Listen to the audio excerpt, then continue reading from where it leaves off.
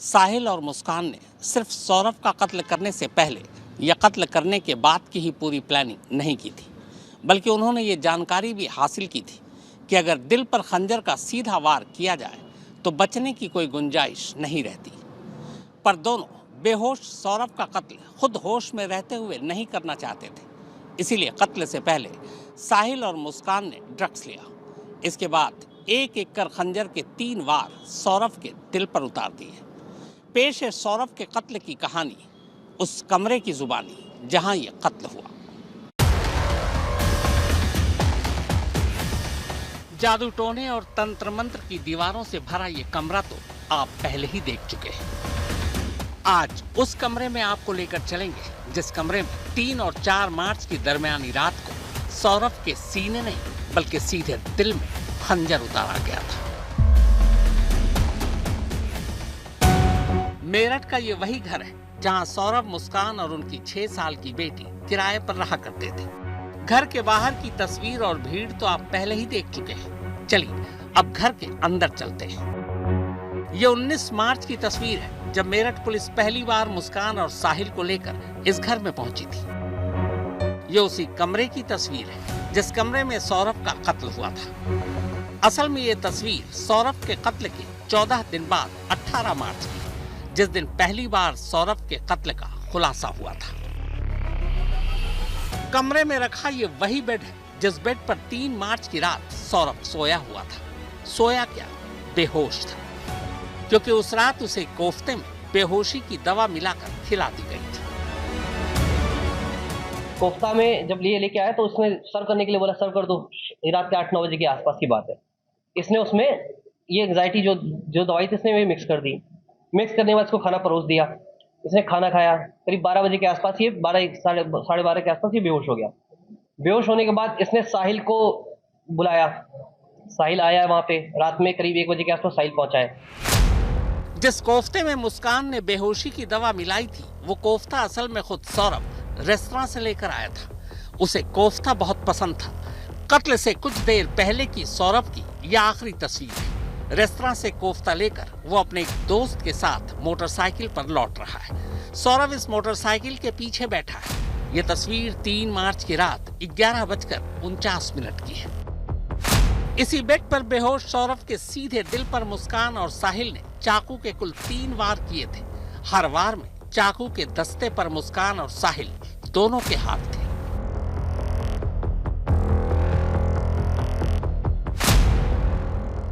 साहिल, अब इसका कहना है साहिल ने ही इसको बोला कि चक्कू करो, तो इन्होंने जो चक्कू वो लेके आई थी, ये चिकन वाला, वो चक्कू लिया। इसका कहना है साहिल ने बताया कैसे पकड़ना है, इसने पकड़ा है। और साहिल को इसने पहले बोला था वध करने के लिए, तो साहिल उस मोड में था कि उसका वध करना है। उसने कहा वध तभी होगा, तेरे हाथों से होगा वध। साहिल, इसने हाथ पकड़ा, साहिल इसने चाकू पकड़ा, साहिल ने इसका हाथ पकड़ा, सीने पर रख के इसने पुश कर दिया चाकू। फिर उसके बाद इसने दोबारा बोला कि दोबारा इसको मारो। फिर दोनों ने हाथ पकड़े, फिर से 3 बार इसको वार किया। उस समय इसका हो गया। सौरभ की पत्नी मुस्कान रस्तोगी और उसके आशिक साहिल ने हैवानियत की सारी हदें पार कर दी थीं। सौरभ राजपूत की पीएम रिपोर्ट की कॉपी आज तक के पास मौजूद है। पीएम रिपोर्ट में खुलासा हुआ कि सौरभ राजपूत की हत्या के बाद उसका गर्दन धड़ से अलग कर दिया गया था। दिल पर 3 बार चाकुओं से वार किया गया था। शरीर पर 5 जख्म के निशान है। हाथ काटा गया था, कलाई काटी गई थी और शरीर को चाकुओं से गोद दिया गया था। साहिल और मुस्कान को यह पता था कि दिल पर चाकू का एक ही वार काफी है, मगर उन्होंने फिर भी 3 वार किए। उन्हें डर था कि कहीं सौरभ चाकू के वार से चीख न पड़े, इसीलिए उन्होंने कमरे का कूलर भी ऑन कर दिया था। हालांकि सौरभ एक बार भी नहीं चीखा, क्योंकि वो नींद में नहीं बल्कि बेहोश था। आवाज बाहर ना जाए, इनको डर था कहीं आवाज आ जाए, कोई चिल्ला ना दे, इसलिए इन्होंने वहां पे कूलर ऑन कर दिया था। कत्ल के बाद इसी कमरे के साथ लगे इसी बाथरूम में साहिल और मुस्कान ने सौरभ की लाश के कुल 3 टुकड़े किए थे। इस वक्त सामने ये जो आप तस्वीर देख रहे हैं, ये वही बाथरूम है। इसी बाथरूम में पहले सौरभ का सर धड़ से अलग किया गया, फिर उसकी दोनों हाथों की हथेलियां काटी गई। बाथरूम में ले जाने के बाद साहिल ने उससे गले पे उस तरह से वार करने का ट्राई किया पहले। उसके बाद जो चाकू था उससे इसने सब गला काटा है। हाथ की जो दो हथेलियां हैं, दोनों हथेलियां इसने काटी हैं। लाश के टुकड़े करने के बाद इसी कमरे में 2 बैग में इन टुकड़ों को रखा गया। एक बैग में धड़ और दूसरे बैग में सर और हथेली। उसी रात करीब 3 बजे एक बैग में सर और हथेली लेकर साहिल इस कमरे से बाहर चला गया और अपने घर की तरफ चल पड़ा। साहिल का घर इस कमरे से कितनी दूरी पर है, वो दूरी भी हमने नापी। इस वक्त मैं मौजूद हूँ मुस्कान के घर के बाहर, जहाँ पर सौरभ का कत्ल किया गया था, और यहीं से लगभग 150 मीटर की दूरी पर साहिल का मकान है। वही साहिल जो यहाँ से सौरभ का सर काटकर और उसकी हथेलियाँ काटकर बैग में अपने साथ भरकर ले गया था। आइए देखते हैं कि साहिल के मकान पर कितना समय लगता है यहाँ से चलने के लिए। साहिल इसी गली से आया करता था यहाँ पर मुस्कान से मिलने के लिए, और आप देख सकते हैं कि ये वो गली है पूरी, इसके दोनों तरफ यहाँ मकान बने हुए हैं। और अक्सर जब वो कत्ल की रात थी उस समय जब आया था तो अंधेरा था, और मैं आपको ये बताऊं कि अक्सर वो रात में ही यहाँ आया करता था, क्योंकि जब वो दिन में आता था तो लोग उसे पहचानने लगे थे, लेकिन उसने फिर उसके बाद रात को आना शुरू कर दिया था। और यहाँ पर ये गली आके ख़त्म हो जाती है और यहाँ मेन रोड आ जाता है, ये इलाके का रोड है। और यहाँ इस समय तो देखिए चहल पहल है, लेकिन रात के समय बिल्कुल अंधेरा और मतलब कोई चहल पहल नहीं होती है, सभी दुकानें बंद हो जाती हैं। यहाँ दोनों तरफ दुकानें आप देख सकते हैं कि इधर भी तमाम दुकानें हैं और इस साइड में भी तमाम दुकानें हैं, लेकिन रात को जब कोई यहाँ आएगा तो एकदम सन्नाटा हो जाता है। वो रात को 10, साढ़े 10, 11 बजे के आसपास वो बताया जा रहा है। यहाँ जब हमने लोगों से बात की तो वो आता था। ये गली है साहिल की, यहीं इसी गली में साहिल का मकान है। और देखिए हमें यहाँ पहुँचने में बहुत ज़्यादा समय नहीं लगा, और जब रात के समय और कम टाइम लगा होगा, क्योंकि जो साहिल है जब कत्ल हुआ वो रात का समय था, और जो बैग में अपने साथ वो उसका सौरभ का सर और उसकी हथेलियाँ काट कर लेकर आया था, और वो यहीं अपने इस घर पर पहुंचा था। और ये साहिल का मकान है, यहाँ पर हम पहुंच चुके हैं। तो ये देखिए ये साहिल का मकान है, अभी ये बंद है, और लगभग 1 से 1.5 मिनट के अंदर हम यहाँ साहिल के मकान पर पहुँच गए हैं। और साहिल ऊपर वाले कमरे में, यहाँ ऊपर वाले कमरे में रहता था, और बताया जा रहा है कि यहीं वो बैग लेकर के आया था। तो हमारा मकसद यही था दिखाने का कि 1 से 1.5 मिनट में मुस्कान के घर से साहिल के घर पहुँचा जा सकता है। ये पूरा एक मोहल्ला है, चारों तरफ घर है। फिर देर रात 3 बजे साहिल बिना किसी खौफ के बैग में सर और हथेली लेकर निकलता है और अपने घर जाता है। साहिल के जाने के बाद मुस्कान अब इस कमरे में अकेली थी। सौरभ का धड़ एक दूसरे बैग में था और वो बैग इसी बेड के नीचे था। साहिल ने जाने से पहले बेड का चादर, फर्श और बाथरूम सब कुछ मुस्कान के साथ मिलकर साफ कर दिया था। इसके लिए उन्होंने ब्लिंकिट से 10 किलो ब्लीचिंग पाउडर मंगवाया था। वो बॉडी बैग में रख के उन्होंने बेड में अंदर छुपा दी। उसके बाद ब्लीच इन्होंने ब्लिंकिट से ऑर्डर किया था। ब्लीच से पूरे घर 10 किलो के आसपास ब्लीच मंगवाया था। पूरे घर की सफाई की इन्होंने रात में ही। मगर साहिल के जाने के बाद मुस्कान को अकेले अब इस कमरे में डर लगने लगा। उसे पता था कि जिस बेड पर वो बैठी है उस बेड के नीचे उसके पति की लाश का आधा हिस्सा रखा हुआ है। इसी डर की वजह से साहिल के जाने के 15 मिनट बाद ही उसने साहिल को फोन किया, अपने डर के बारे में बताया, और फिर साहिल के कहने पर देर रात को ही साहिल के इसी कमरे में पहुंच गए। यानी अपने घर के कमरे में अपने पति का आधा धड़ छोड़कर अब वो पति के कटे हुए सर के पास जा पहुंची थी।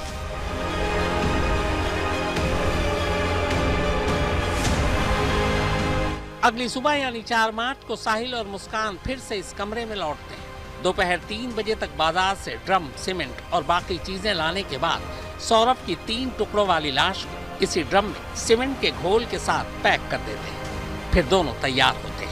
पति को पैक करने के बाद अब मुस्कान एक बैग में अपना सामान पैक करती है। इस वक्त इस बेड पर जो आप बिखरे हुए ये सामान देख रहे हैं, ये उसी वक्त की है जब मुस्कान अपना सामान पैक करने के लिए बेकार के सामान को बेड पर फेंकती जा रही थी। इसके बाद शाम करीब 5 बजे पहले से बुक एक कैब से साहिल और मुस्कान इस घर पर ताला लगाकर कसौल के लिए निकल जाते हैं। इन्होंने प्लानिंग कर रखी थी यहाँ से जाने की, शिमला। तो शिमला मनाली और ये कसौल का प्लानिंग की थी इन लोगों ने 10-12 दिन, ताकि ये लोग कहीं पता ना चले किसी को। कमरे में ये लोग ड्रम रख देते हैं, सीमेंट से पैक कर देते हैं, ताला मारते हैं। ये घर पे कॉल करते हैं, अपना बताते हैं कि मैं जा रही हूँ सौरभ के साथ, ये बताती है सौरभ के साथ मैं जा रही हूँ ये शिमला। जाने से पहले मुस्कान अपने कमरे के इस बेड को इसी हालत में छोड़ गई थी। बेड पर मुस्कान का पर्स, कुछ कपड़े, कागजात और सूटकेस के अलावा मिक्सी का एक जार भी नजर आ रहा है। मिक्सी के इस जार ने मेरठ पुलिस को चौंकाया भी था। शक ये भी था कि कहीं साहिल और मुस्कान ने मिलकर लाश को ठिकाने लगाने के लिए मिक्सी जार का इस्तेमाल करने का तो नहीं सोचा था। हालांकि मेरठ पुलिस सूत्रों के मुताबिक उनका ऐसा इरादा नहीं था। 4 मार्च की शाम कैब से निकलने के बाद देर रात साहिल और मुस्कान शिमला पहुंचते हैं। 6 दिन शिमला में रुकने के बाद दोनों 10 मार्च को कसौल पहुंच जाते हैं। कसौल के होटल पूर्णिमा में दोनों चेक इन करते हैं। कसौल पहुंचने के अगले ही दिन साहिल का जन्मदिन था। होटल के इसी कमरे में मुस्कान साहिल का जन्मदिन मनाती है। ये साहिल के जन्मदिन यानी 11 मार्च का ही वीडियो है।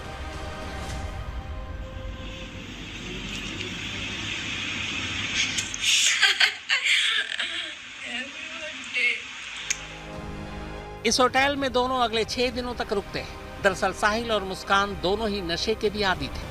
दोनों सूखा नशा करते थे। कई बार इंजेक्शन के जरिए भी दोनों नशा लेते थे। यहाँ तक कि जब दोनों ने सौरभ के सीने में खंजर उतारा तब भी दोनों नशे में थे। दोनों को दोनों तरह के नशा थे, सूखा और वेंस के माध्यम से, जिसकी वजह से जब आए थे तो काफ़ी विड्रॉल सिम्टम्स थे।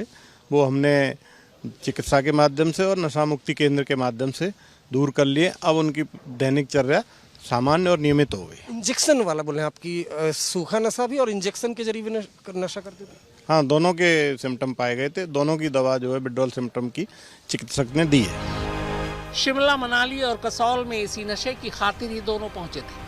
उन्हें खासकर कसौल और मनाली में आसानी से नशा मिल जाता था। कसौल में 6 दिन बिताने के बाद दोनों यहाँ से मनाली जाते हैं। बर्फीली वादियों की मुस्कान की ये तस्वीरें उसी वक्त की है। अब तक दोनों के सारे पैसे खर्च हो चुके थे, लिहाजा अब दोनों वापस मेरठ लौटने का फैसला करते हैं। 18 मार्च को दोनों वापस इसी घर में लौट आते हैं, लेकिन तब तक दरवाजे पर पुलिस पहुंच चुकी थी। दोनों का खेल खत्म हो चुका था। मोहम्मद उस्मान चौधरी के साथ अरविंद ओझा, मेरठ, आज तक। मेरठ जेल पहुंचने के बाद साहिल और मुस्कान इस जिद पर अड़ गए थे कि दोनों जेल के अंदर एक साथ एक ही बैरक में रहेंगे। हालांकि बाद में दोनों को बड़ी मुश्किल से समझाकर अलग किया गया। इस बीच ड्रग्स होने के आदी की वजह से जेल प्रशासन इन दोनों पर कड़ी नज़र रखे हुए है। अगर ज़रूरत पड़ी तो जेल के अंदर ही दोनों को ड्रग्स रिहैब में भी भेजने की तैयारी है। इस बीच वारदात की टीम उन तमाम जगहों पर पहुंची जहां से सौरभ के मौत के सामान खरीदे गए थे।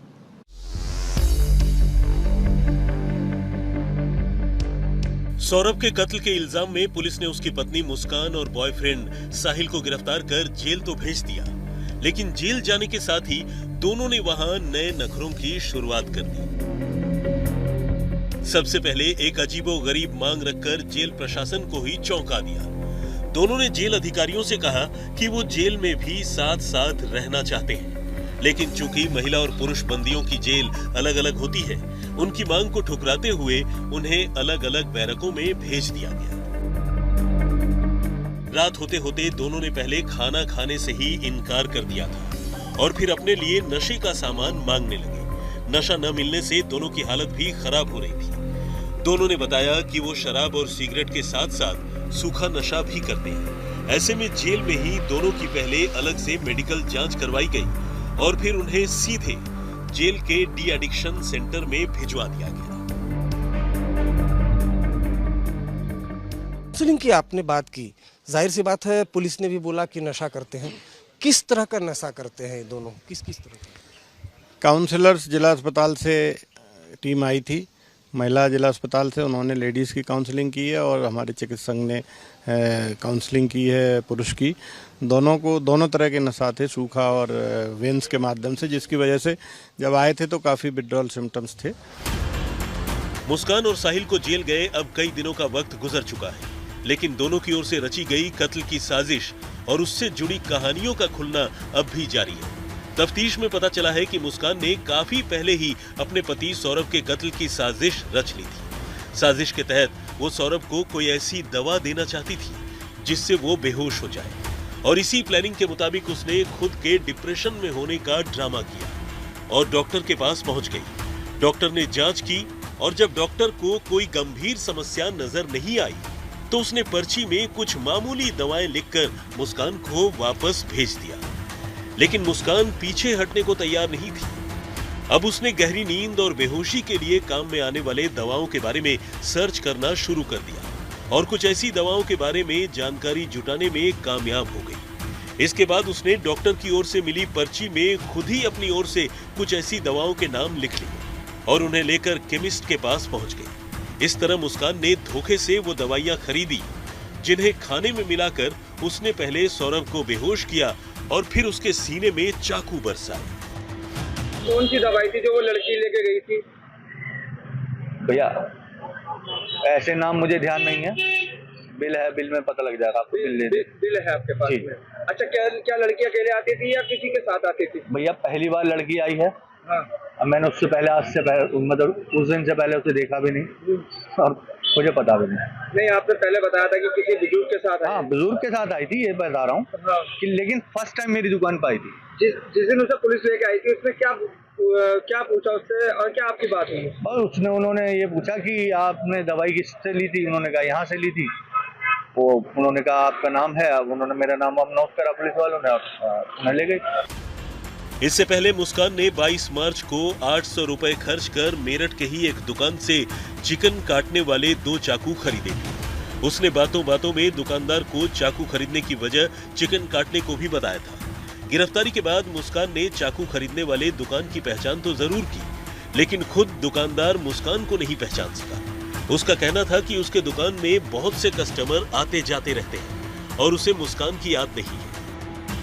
पुलिस वाले सुबह आए थे हमारे पास पूछताछ के लिए कि आपके यहाँ किसके तरह के चाकू हैं, एक बार हमें दिखवाइए। तो हमने कुछ चाकू दिखवाए थे हमारे जो बिकते हैं, ये रोजमर्रा की जिंदगी में बिकते हैं। ये हमारे चाकू सब्जी काटने में ज्यादातर इस्तेमाल आते हैं। कुछ हाथ में लेकर काटी जाती हैं जी, कुछ चॉपिंग बोर्ड पे चलते हैं। तो ये चॉपिंग बोर्ड नाइफ होता है हमारे पास। तो ये फलारी की आती है, फ्रूट नाइफ आती है हमारे पास एक। तो इस तरह का नाइफ बता रहे हैं कि वो इस्तेमाल हुआ था वहाँ पर। ये चॉपिंग बोर्ड पे बेसिकली यूज होता है नाइफ हमारे यहाँ पर। ये लकड़ी का चॉपिंग बोर्ड आता है, इस पर ये इस तरह के चाकू इस्तेमाल करे जाते हैं। इस तरह का चाकू शायद वहाँ पर वो बता रहे हैं कि हाँ, इस तरह का चाकू इस्तेमाल हुआ। तो किस नाम से आपकी दुकान है और कितने की इसकी प्राइस है चाकू का? कौन लेने आता? लड़का आई थी या लड़की आई थी? ऐसे तो बहुत सारे चाकू बिकते हैं हर जगह ही, ऐसा नहीं है मुझे किसी का याद रहे कि जी लड़का या लड़की कौन लेकर गया है। चाकू तो रोज बिकते हैं अपने पास। अभी आपने जैसा तो अभी आपको ध्यान है कि वो लड़की? ऐसा बिल्कुल पक्का याद नहीं है। पक्का याद जी। लेकिन चूंकि 3 और 4 मार्च की रात को सौरभ की जान लेने के बाद लाश ठिकाने लगाने के इरादे से मुस्कान ने 4 मार्च की सुबह ही वो नीले रंग का ड्रम खरीदा था। ड्रम दुकानदार को मुस्कान का उसके पास ड्रम खरीदने के लिए आने की बात अच्छी तरह याद थी। दुकानदार की माने तो मुस्कान को उसने ड्रम 1100 रुपए में बेचा था और मुस्कान ने उसके साथ ड्रम को लेकर कोई मोल भाव नहीं किया था। फरमान, कौन आया था ड्रम खरीदने के लिए? लड़की आई थी। लड़की आई थी, क्या कह रही थी? ये ड्रम चाहिए अनाज के लिए। अनाज के लिए? तो कितने पैसे में दिया था ड्रम? 1100 रुपये में। 1100 रुपये में। अच्छा, क्या किस तरीके के ड्रम होते हैं ये फेविकोल के। फेविकोल के। अच्छा, अनाज के काम में आते हैं, किसी और काम में भी आते हैं? जी, सब पानी भरने का, अनाज के सब चीज़ का काम आता है। सब चीज़ के काम में आते हैं। तो लड़की के साथ में कोई और भी था? नहीं, वो तो बस सिर्फ मुझसे ले गया, उन्होंने बाहर रखा, पता नहीं। फिर वो कहाँ, रिक्शा से आई थी? कहाँ से? इससे सर मिनी मेट्रो करा था, चलता फिरता। अकेली आई थी वो? जी। तो दिहाने कब आई थी? तो किस टाइम आई थी? दिन है? सुबह के टाइम। सुबह कुछ टाइम 9 बजे के टाइम, 9:30 बजे के टाइम। कुछ पैसों को लेकर बार्गेनिंग नहीं हुई थी? तुमने ज़्यादा बताया था 1100 रुपये दिए? नहीं, बस जितना बताया उतना देकर चली। उतने देके चली गई। कुछ घबराई भी थी या? सही आई थी, अनाज के लिए ड्रम चाहिए। अनाज के लिए ड्रम चाहिए। वो बता रही थी कि किसी ने बताया यहाँ ड्रम मिलेंगे या उसे पता था पहले से कुछ? नहीं, बस आई चले गई, बस लेकर, और कुछ बात नहीं। वैसे तो पुलिस ने इस केस को सुलझा लिया है, दोनों को गिरफ्तार कर जेल भी भेजा जा चुका है, लेकिन केस की तफ्तीश अब भी जारी है। कत्ल की साजिश के सिलसिले में मुस्कान और साहिल ने जिन जिन लोगों से बात की, जिनसे कोई भी चीज खरीदी या फिर जिनसे भी मदद ली, सबसे बात करके पुलिस सबूत इकट्ठा कर रही है। मोहम्मद उस्मान चौधरी के साथ अरविंद ओझा, मेरठ, आज तक।